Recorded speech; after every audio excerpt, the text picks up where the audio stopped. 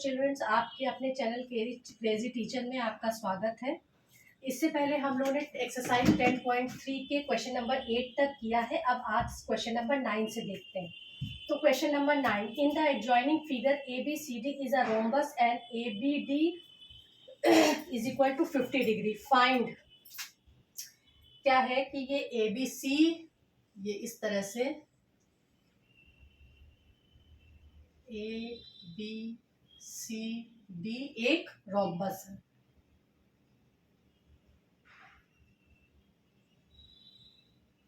और ये angle ABD, angle ABD दिया हुआ है 50 डिग्री। एंगल ABD, ये एंगल। तो हमें क्या पता करना है? CAB क्या है? CAB ये क्या है? फिर BCD ये वाला एंगल क्या है? और ADC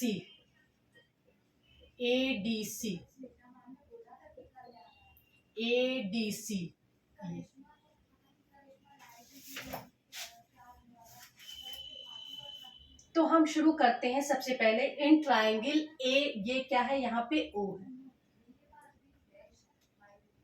इन पार्ट 1 जो हमें सॉल्व करना है CAB, तो इसको करने के लिए हमने क्या किया कि in triangle AOB by angle sum property, इस एंगल में देखिए AOB में एंगल OAB हमें नहीं पता, AOB हमें पता है क्योंकि ये रोम्बस है और रोम्बस के जो डायगोनल्स होते हैं वो एक दूसरे को 90 डिग्री के एंगल पे काटते हैं। तो ये यहाँ पे क्या है? 90 degree plus ABO is equal to 180 degree. OAB हमें नहीं पता, AOB 90 डिग्री है और ABO 50 डिग्री दिया हुआ है इज इक्वल टू 180 डिग्री। तो OAB is equal to 180 degree में से कितना होगा? 140 डिग्री माइनस होगा। तो angle OAB is equal to कितना हो गया? 40 डिग्री। ये वाला एंगल हमारा कितना आ गया? 40 degree.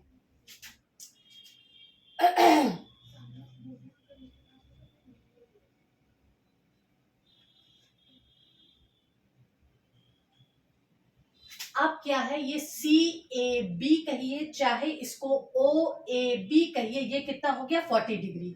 CAB is equal to OAB is equal to 40 degree. यही तो पहले पार्ट में पूछा गया है कि CAB क्या है।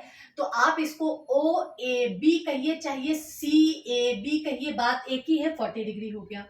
अब नंबर टू में क्या है? BCD ये एंगल हमें पता करना है। तो अब BAD,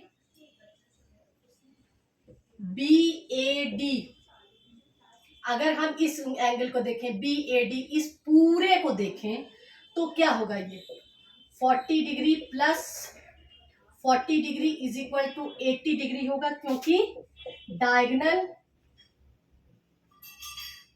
bisect opposite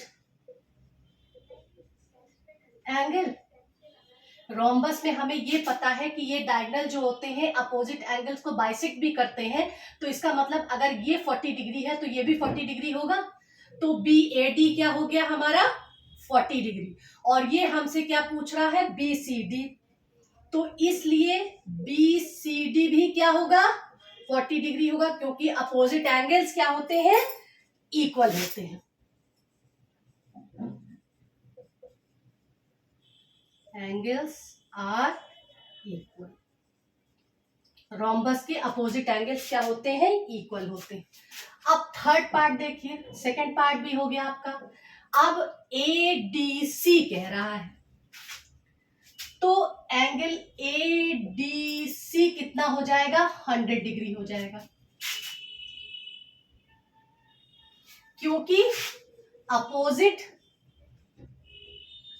angle are equal. और ये कैसे हो रहा है? चूंकि एंगल एडीसी एंगल एबीसी क्या है?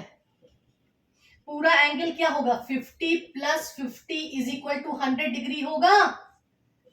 जब ए बी डी 50 डिग्री है तो ये वाला भी 50 डिग्री होगा, क्योंकि इसके डायगोनल्स जो होते हैं वो बाइसेक्ट कर रहे हैं। तो जब ये 50 तो ये भी 50, टोटल ये दोनों ए बी सी कितना हो गया?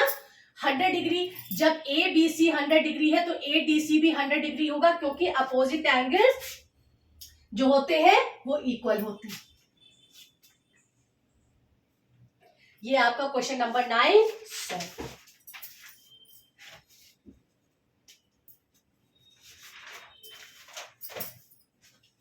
आप क्वेश्चन नंबर 10 देखते हैं।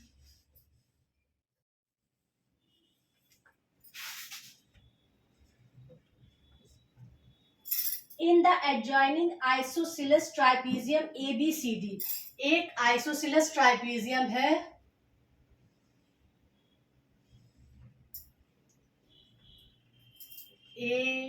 ABCD।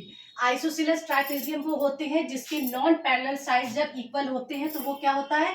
आइसोसेलेस। ये नॉन पैरेलल साइड है, ये इक्वल है, इसलिए ये आइसोसेलेस ट्रायंगल है।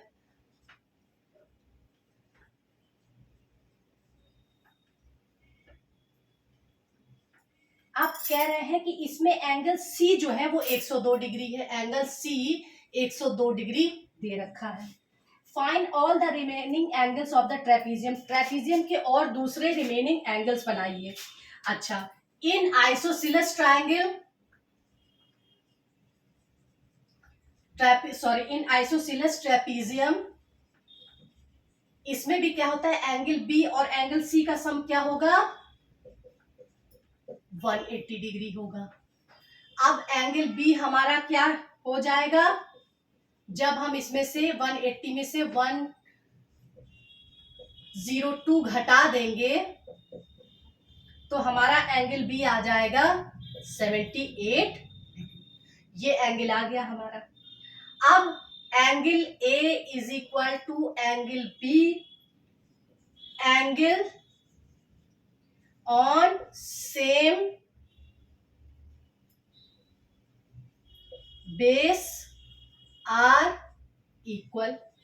ये भी एक प्रॉपर्टी आपने ट्रेपीजियम में पढ़ी थी कि ये B और C का सम 180 होता है, A और D का सम 180 होता है, और सेम बेस के एंगल इक्वल होते हैं। यानी AB सेम बेस है तो एंगल A एंगल B के बराबर होगा, DC सेम बेस है तो एंगल D एंगल C के बराबर होगा।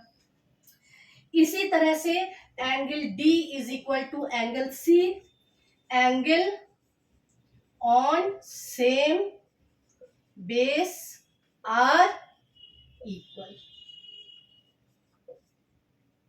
तो एंगल D कितना हो जाएगा? 102 डिग्री।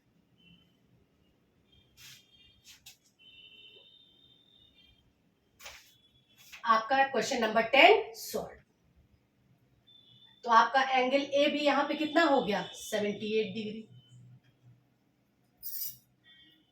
देखिए ट्रेपीजियम में आपने ये पढ़ा था ना कि एंगल B और एंगल C का सम 180 होना चाहिए, एंगल A और एंगल D का सम 180 होना चाहिए। तो उससे हमने एंगल B निकाल लिया। फिर हमें पता है सेम बेस के एंगल इक्वल होते हैं, तो सेम बेस क्या है? AB, इसके एंगल A एंगल B के बराबर है। ये सेम बेस है DC, तो एंगल D एंगल C के बराबर होगा। तो इस तरह से हमने सारे एंगल्स निकाल लिए। अब इसका लास्ट क्वेश्चन देखते हैं, question number 11। In the adjoining figure PQRS is a kite। एक PQRS जो है वो काइट है। ये P है, ये Q है, ये R है, ये S है, ये काइट है। इसमें एंगल Q जो है 120 डिग्री का है और एंगल S जो है वो X दे रखा है, और R जो है 50 डिग्री दे रखा है, और ये एंगल P जो है वो Y है। यहाँ पे x और y की वैल्यू इन्होंने पूछी है। x is equal to 120 degree होगा, क्योंकि काइट में क्यू एंगल एस के बराबर होगा। मतलब ये वाला एंगल इस एंगल के बराबर होगा, और ये दोनों p और r आपस में बराबर नहीं होते हैं, चूंकि in a kite one pair of opposite angle are equal, एक पेयर अपोजिट एंगल इक्वल होते हैं और वो ये वाले होते हैं। अब by angle sum property,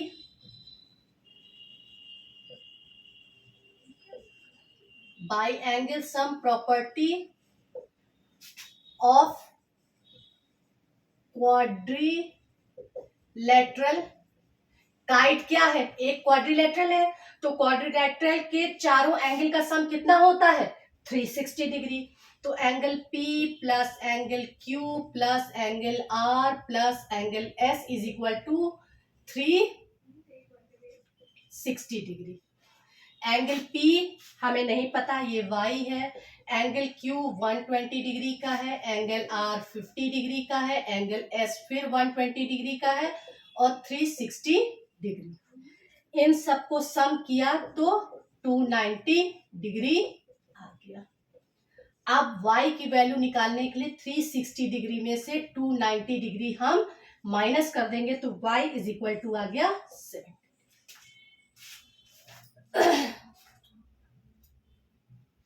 understanding shapes chapter आज यहाँ पे समाप्त होता है। Thank you.